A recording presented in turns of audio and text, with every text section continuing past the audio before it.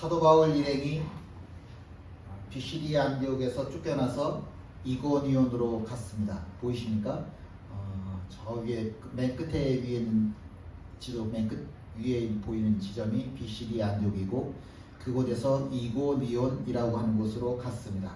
동남쪽으로 약 180km나 떨어져 있는 곳인데 비시디 안디옥에서 이고니온까지 가려면 자그마치 산을 30개나 넘어야 됩니다. 굉장히 험한 길이죠. 직선으로 따져서 180km인데 근데 산을 30개나 넘어야 된다고요.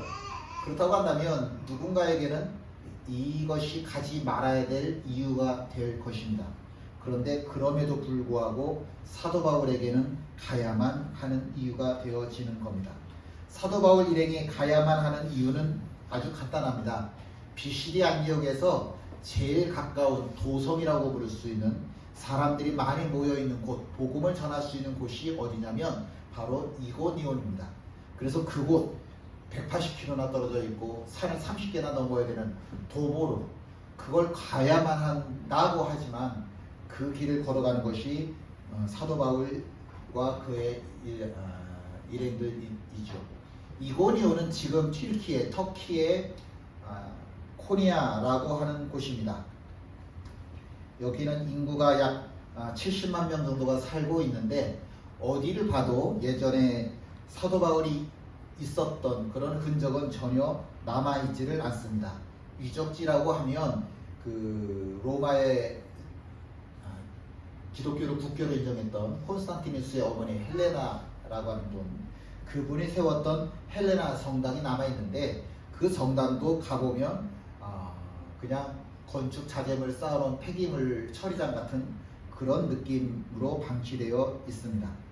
2000년 전에 사도 바울이 이곳을 방문했을 때는 이곳 코니아, 이고니온의 정식 이름은 클라우디코니움이라고 하는 거였습니다. 클라우디코니움. 로마 황제 이름이 어렵네요. 클라우디우스 1세의 도시다라고 하는 뜻입니다. 다들 보면 이렇게 황제 이름들을 따서 지었죠. 큰 도시들은 그렇게 많이들 황제 이름을 따서 이름을 지었습니다.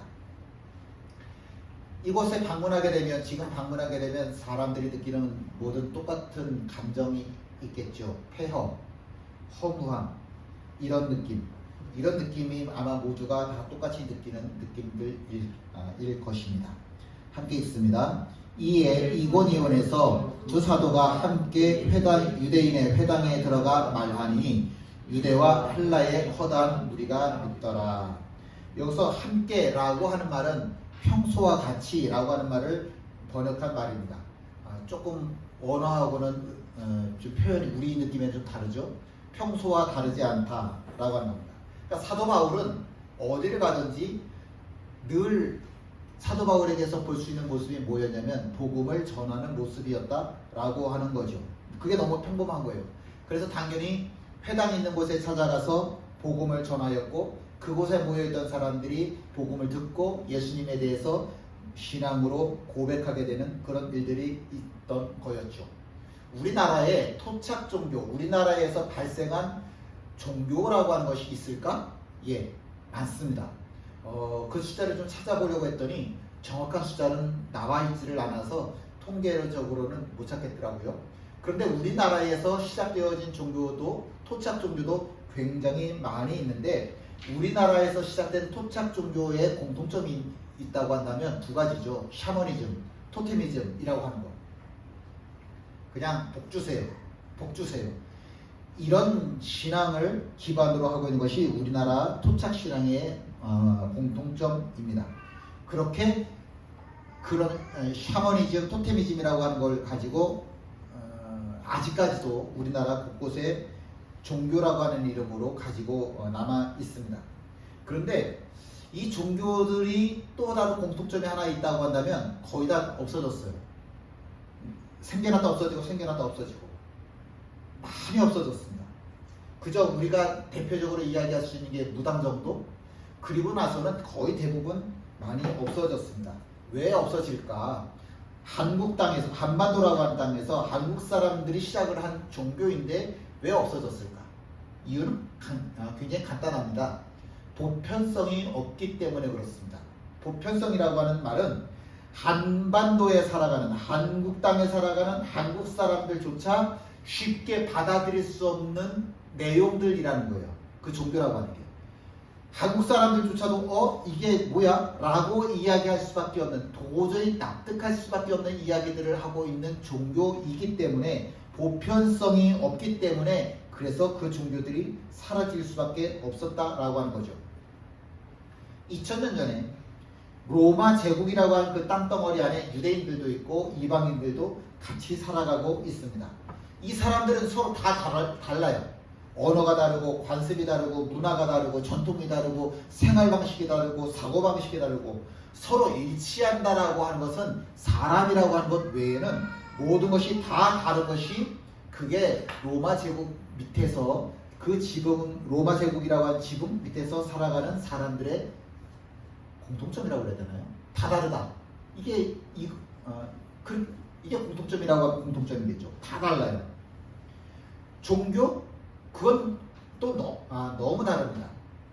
유럽의 서양 철학이라고 하는 서양 철학의 두 가지 흐름이 있는데 하나는 히브리즘이에요. 이스라엘 사람들을 중심으로 내려오는 히브리즘이라고 하는 거고, 또 하나는 우리가 잘 알고 있는 그리스 로마 신화에 나오는 헬라이즘이라고 하는 겁니다.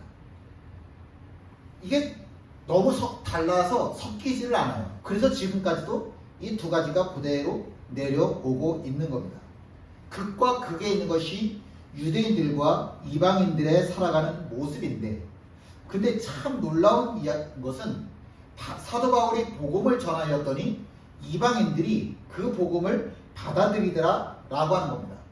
왜 받아들일까? 그건 보편성이기 때문에 그래요.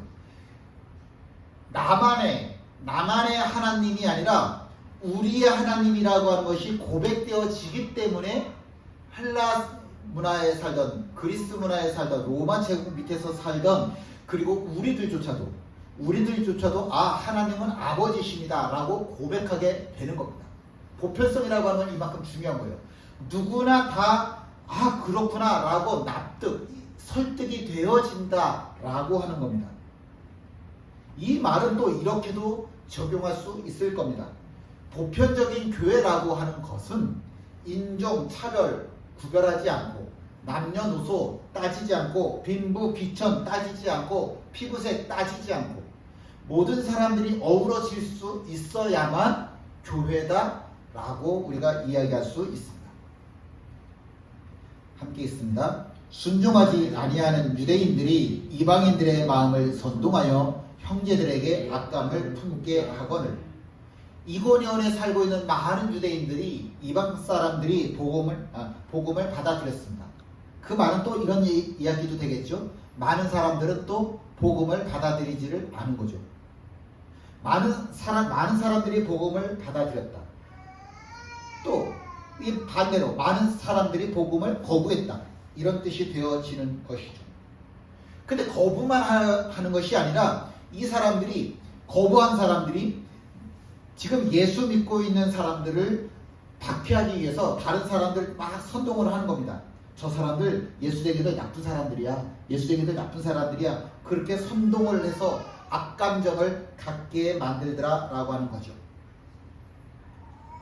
가끔 뉴스에 보면 건물 옥상에서 돈을 이렇게 뿌리는 사람들 이야기가 있더라고요. 물론 그 사람들 나름대로 돈을 뿌리는 이유가 있기야 있겠죠. 뭐 차 타고 가면서 돈을 뿌리는 부자들도 있더라고요. 나름 돈을 뿌리는 이유가 있기는 있겠지만 그 건물 밑에 있는 사람들은 난리가 나는 겁니다. 걸어가던 사람들 막 갑자기 뛰쳐오면서 돈을 줍고, 차를 운전해 가던 사람들이 차를 세워놓고서는 돈 떨어진 곳으로 달려나와서 돈을 줍기도 합니다. 체면이 어떻게 있습니까? 한 장이라도 더 줍기 위해서 주먹다짐도 하지요. 그런데 모든 사람들이 다 돈을 줍기 위해서 달려드는 것은 아니죠. 똑같이 길을 걸어가고 있던 행인들이지만 어떤 사람들은 돈을 주기 위해서 달려가고, 어떤 사람들은 구경하고, 어떤 사람들은 운전하다가 차를 세우고 달려가고 어떤 사람들은 그냥 가던 길 가는 거고 돈이 공중에서 휘날리니까 어떤 사람들은 쉽게 돈의 유혹에 넘어가서 그걸 주느라 바쁘고 어떤 사람들은 내 돈이 아니니까 아예 상관 안 하고 그냥 자기 길을 걸어가는 거고요. 복음도 매 한 가지입니다. BCD 안디옥에서도 이고니온에서도 복음이 전파되어지기까지는 그 사람들이 다 똑같은 예수 모르는 사람들이었었습니다. 그런데 일단 복음이 전하여지니까 복음을 들은 사람들 중에 어떤 사람들은 예수의 사람 및 예수쟁이가 되어지고 어떤 사람들은 예수쟁이 아닌 비크리스찬이 되어지는 거죠. 딱 둘로 나눠지는 겁니다. 복음의 사람, 불신의 사람, 진리의 사람, 비진리의 사람 이렇게 딱 두 종류로 나눠지고 우리가 읽었던 사도행전의 말씀으로 구별을 하자면 영생을 주시기로 작정된 자들, 영생을 주시기로 작정하지 아니한 자들 이렇게 둘로 나눠지는 겁니다. 복음이라고 하는 것은 인간의 이성, 인간의 감정을 초월하는 겁니다. 평소에는 예수쟁이처럼 보이는데 이 사람이 막상 문제를 만났을 때 이 사람을 보면 이거 예수쟁이 맞아? 그런 일들이 우리가 흔히 정말 자주 접하는 경우이죠. 분명히 예수쟁이처럼 보였는데 전혀 예수쟁이 아닌 거예요. 그런데 예수쟁이 아닌 줄 알았는데 오히려 어떤 사람에게서는 예수쟁이의 향기가 나오는 거예요. 겉모습 가지고 우리가 어떻게 판단할 수 있겠습니까? 누가 복음의 자리에 서 있는지 누가 과연 하나님의 말씀에 사로잡혀 살아가고 있는지 이거는 정말 우리가 알 수 있는 우리가 겉으로 봐서는 도저히 알 수 없는 부분들입니다. 믿음이라고 하는 것은 하나님의 선물입니다. 내가 믿음을 갖고 싶다고 해서 믿음을 가질 수 있는 건 절대로 아니죠. 하나님의 선물이에요. 그래서 믿음이라고 하는 것은 절대로 자랑할 수 있는 개인의 자기 의로 내세울 수 있는 것이 아닙니다. 내가 구원받았다? 그건 하나님의 선물인 것이지 나의 공로는 절대로 아닙니다. 이 시대를 살아오면서 2000년이라고 하는 시대를 살아오면서 복음을 거부하는 사람들은 언제나 있었습니다. BCD 안디옥에서도 있었고요. 이고니온 우리가 지금 읽은 이고니온에서도 있었습니다. 이 사람들은 단지 복음만 거부하는 것이 아니라 다른 사람들을 시기하고 예수쟁이들을 사도 바울을 시기하고 그래서 다른 사람들을 선동해서 사도 바울에게 폭행을 가해서 쫓아내고 참 희한한 거는 시대가 바뀌어도 장소가 바뀌어도 사람이 바뀌어도 복음을 박해하는 모습은 똑같더라고요. 판박이처럼 똑같더라고요. 지금은 어떨까? 이 시대를 살아가는 우리 가운데서 박해라고 하는 것은 과연 있을까 없을까? 월드와치 리스트라고 하는 게 있어요. 매년 통계를 내는 그 자료들 중에 하나가 2022년도에 박해받은 기독교인의 숫자를 봤어요. 근데 전 세계 3억 6천만 명이 기독교인이라고 이야기를 하는데 3억 6천만 명 아니다. 전 세계에 3억 6천만 명의 예수쟁이들이 지금 박해를 받고 있다라고 하는 통계를 낸 거예요. 3억 6천만 명이. 그 이야기는 예수 믿는 사람들 7명 중에 1명은 지금 박해를 받고 있다라고 하는 뜻이 되어진 겁니다. 엄청나게 많죠. 지금 이 시대가 문명의 시대라고 우리가 얘기를 하는데 화면 보시는 것처럼 박해를 받는 사람의 숫자는 점점 늘어가고 있어요. 희한하죠. 박해받는 사람들의 숫자가 점점 늘어가고 있다. 2021년보다 2022년도에는 약 2천만 명이 더 숫자가 늘어났습니다. 함께 읽죠. 두 사도가 오래 있어 주를 힘입어 담대히 말하니 주께서 그들의 손으로 표적과 기사를 행하게 하여 주사 자기 은혜의 말씀을 증언하시니. 이 말씀을 좀 둘로 나눠봤습니다. 그러면 두 사도가 라고 하는 말이 주어가 되는 문장이 하나 있을 것이고, 주께서 하나님이 주어가 되는 문장이 또 하나 될 수 있을 거예요. 두 사도들이 담대히 말을 했어요. 그랬더니 주께서 그들의 손으로 표적과 기사를 행하게 하여 주시더라고요. 그러니까 사도들이 복음을 전하면 하나님도 일하신다는 거예요. 내가 하나님의 일을 하면 하나님은 하나님의 일을 하는 거예요. 우리가 살아가면서 왜 나는 하나님의 역사심을 못 보냐라고 자꾸 이야기들을 하는데, 이유는 굉장히 간단해요. 여기 보니까 사도들이 하나님의 일을 하면 하나님도 일을 한다라고 기록되어져 있더라고요. 굉장히 간단한 원리입니다. 사도 바울은 내가 복음을 전할 때 박해받는다? 그건 너무 당연하게 여겼어요. 그건 당연하게 있는 일이지. 복음이 전파되려면 이런 과정들이 반드시 필수 불가결한 요소이지 알아요. 알지만 힘써 복음을 전하는 겁니다. 왜냐하면 내가 복음을 전할 때 하나님께서 일하시는 게 보이거든요. 아는 게 아니라, 머리로 아는 게 아니라 몸으로, 삶으로 알아요. 왜냐하면 체험을 하니까.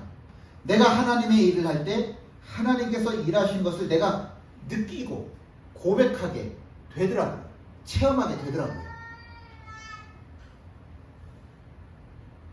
제가 몸무게가 90kg가 넘어가고 한 93kg 이렇게 93, 제일 많이 나간 게 93까지 나갔었는데, 몸무게 93 이렇게 나가니까 몸에 대해서 걱정이 많아지더라고요.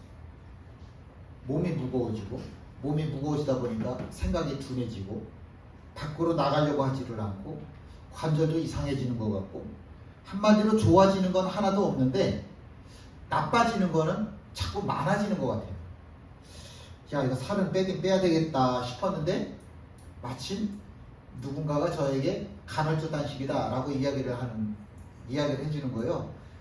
그 효과를 너무 많이 봤다는 거예요. 근데 얘기를 들어보니까 너무 쉬워요. 저녁 먹고 일찌감치 먹고 그 다음날 점심 때까지 아무것도 안 먹으면 된대요. 보통 12시간 아니면 15시간 뭐 이렇게 안 먹으면 된대요. 그래? 그렇지. 시간 계산 제가 해보니까 낮에 한 12시에 점심 먹으면 그 다음 저녁을 한 6시에 먹으면 그 다음 날 낮에 한 12시에 밥을 안 먹으면 몇 시간이에요? 12시간, 18시간 동안은 공복으로 제가 있을 수 있겠더라고요. 이건 제가 제일 쉽게 자신 있게 할 수 있는 거다 싶더라고요. 그래서 한번 해봤죠. 간헐적 단식을. 그리고 아침에 1시간 동안 걷고, 점심 먹고 1시간 걷고, 저녁 먹고 1시간 걷고, 그렇게 하루 2시간 이상, 어떤 때는 거의 3시간 동안 이렇게 매일매일 운동을 했습니다. 근데 살이 조금씩 빠지더라고요. 살이 조금씩 빠지는데 뭐 눈에 띄게 갑자기 살이 빠지는 건 없었는데 아주 조금씩 빠지더라고요. 근데 기본적으로 만큼 확실히 나 살 빠지는구나 이게 보이더라고요. 저희 식구들이 너무 안 먹는 거 아니냐, 그리고 걱정할 만큼 식사량도 많이 줄였습니다.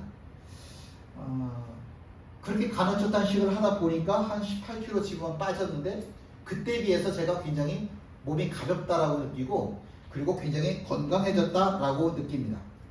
이게 몸이 좋아지니까 제가 간헐적 단식을 안 할 이유가 없더라고요. 몸이 좋아지니까. 몸이 좋아지는 걸 내가 느끼니까 이게 마치 꼭 중독 증세 같은 거예요. 그래서 밥 먹는 양도 줄이고 간헐적 단식도 하고, 아침에 일어나면 성경 보고 기도하고, 그리고 아침에 나가서 무조건 1시간 동안 이렇게 운동하고, 그리고 하루를 시작해요. 저한테는 이게 꼭 종교의식처럼 예배 드리는 것처럼 필수 의식으로 자리를 잡은 겁니다. 이 말씀을 좀 뒤집어서 생각을 해보죠. 하나님께서 나와 함께 하신다라고 하는 사실을 내가 고백하면서 살고 싶다, 체험하면서 살고 싶다. 그러면 방법은 아주 간단해요. 내가 하나님의 일을 하면 되는 거예요. 사도 바울에게는 이게 중독 같은 거예요. 중독. 내가 하나님의 일을 할 때마다 하나님이 나를 위해서 일하신다라고 하는 게 느껴지니까, 체험하게 되니까 이게 중독 증세가 돼서 자꾸 하나님의 일을 하고 또 하고 하나님의 일을 또 하고 그렇게 되어지는 거죠. 왜 하나님의 일을 안 해요? 하나님의 살아계심을 체험을 못하니까. 하나님의 살아계심을 왜 체험을 못해요? 하나님의 일을 안 하니까. 또 이렇게도 생각해 볼 수 있을 겁니다. 사도 바울은 자기 목숨을 내놓고 복음을 전해요. 그런데 하나님께서 일하시는 것이 내가 전혀 느껴지지를 않아. 그러면 누가 나서서 복음을 전할 수 있겠습니까? 누가 나서서 복음을 전할 수 있겠습니까? 함께 읽지요. 이방인과 유대인과 그 관리들이 두 사도를 모욕하며 돌로 치려고 달려들어요. 복음을 거부한 유대인들이, 그리고 그들에게 선동당한 이방인들이 사도 바울에게 또 달려들어서 돌로 치려고 합니다.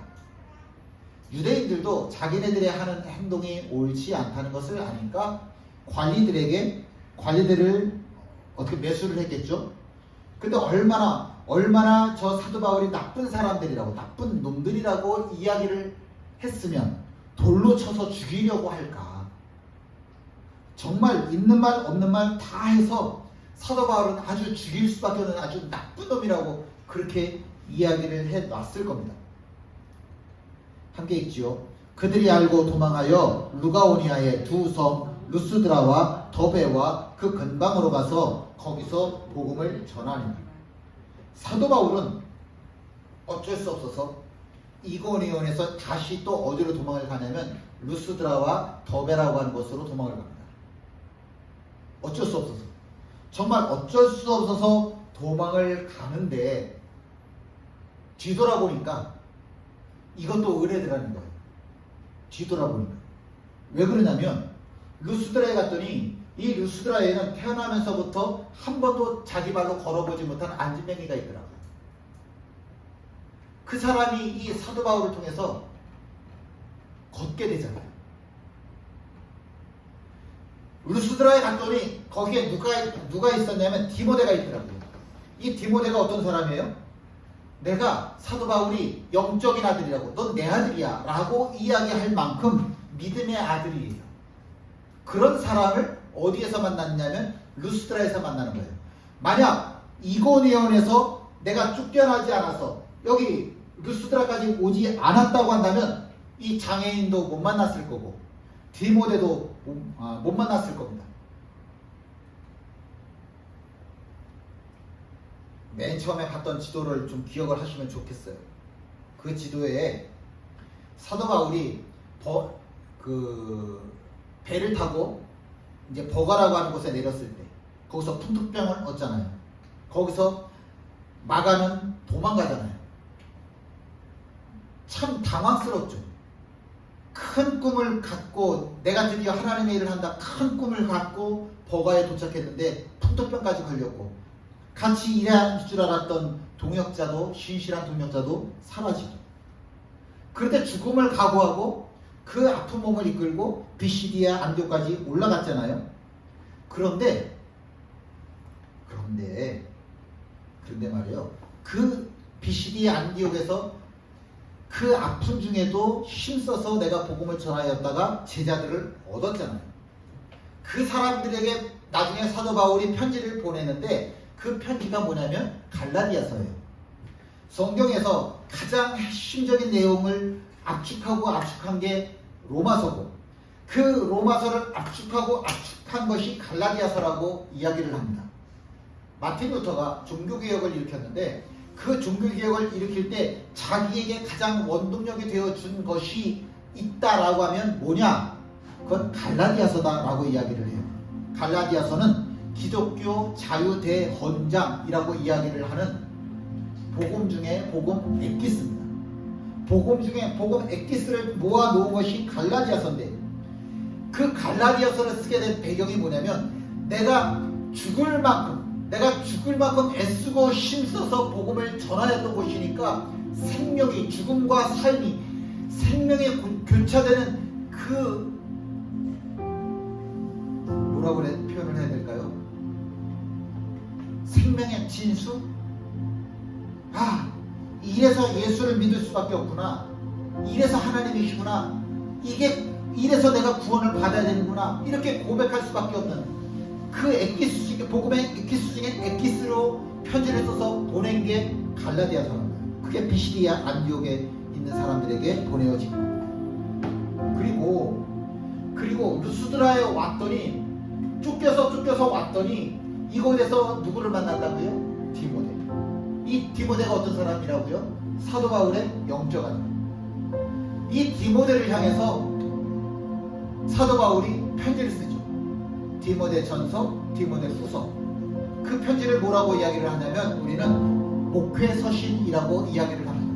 그 중에 디모데 후서는 사도 바울이 복음을 전하다가 로마 감옥에 갇혔어요. 그리고 이제 내가 죽겠구나 라고 죽음을 목전에 뒀을 때에 내 영적으로 낳은 아들 디모데를 향해서 유언장처럼 한 글자 한 글자 써서 보낸 편지가 디모데 후서예요. 이 정도면 정말 박해가 은혜가 되었고 내가 받은 이 박해가 하나님의 섭리로 마감되었지 않습니까? 우리가 인생을 살다 보면 정말 힘든 게 이런 거더라고요. 내 뜻대로 되지 않더라고요. 이게 진짜 힘들더라고요. 살면서 내 뜻대로 되면 정말 좋겠는데 내 뜻대로 되는 게 없더라고요. 제가 오래 살지는 않았지만 제 인생의 결론은 그거예요. 제 마음대로 된 게 하나도 없더라고요. 그게 제 인생의 결론이에요. 제 마음대로 된 게 하나도 없더라고요. 내가 원하는 방향대로 흘러가지를 않더라고요. 근데 사도 바울은 이렇게 고백할 수 있어요. 내가 원하는 대로의 인생은 못 살았지만 하나님이 원하시는 인생을 살았다. 내가 원하는 대로의 인생은 못 살았지만 하나님이 원하시는 인생을 살았다. 내가 원하는 인생을 살지 않고 하나님이 이끄신 대로 내가 살았더니 하나님의 섭리가 내 삶 속에 이루어지더라. 내가 애쓰고 수고하는 그 자리에 임마누엘 이레의 여호와 이레를 내가 경험하며 누리며 살게 되더라. 정말로 우리 인생이 내 뜻대로 되어야만 한다고 생각하십니까? 아직까지도 그래 내 뜻대로 내가 이것도 목표하고 저것도 목표하는데 내 뜻대로 되어야지 라고 생각을 하십니까? 아니면 하나님의 뜻대로 내 삶 가운데 하나님의 뜻이 내 삶 가운데 이루어지기를 원합니다 라고 기도하면서 사십니까? 함께 일어나 찬양하십니다.